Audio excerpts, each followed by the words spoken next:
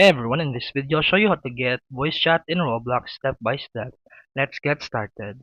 First, you must be 13 years old or older to use Roblox voice chat.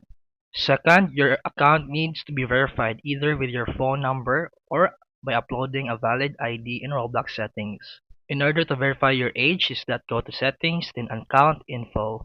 Under your birthday, click verify my age. Then follow the steps to scan your ID and take a selfie, or if you prefer, add and verify your phone number instead.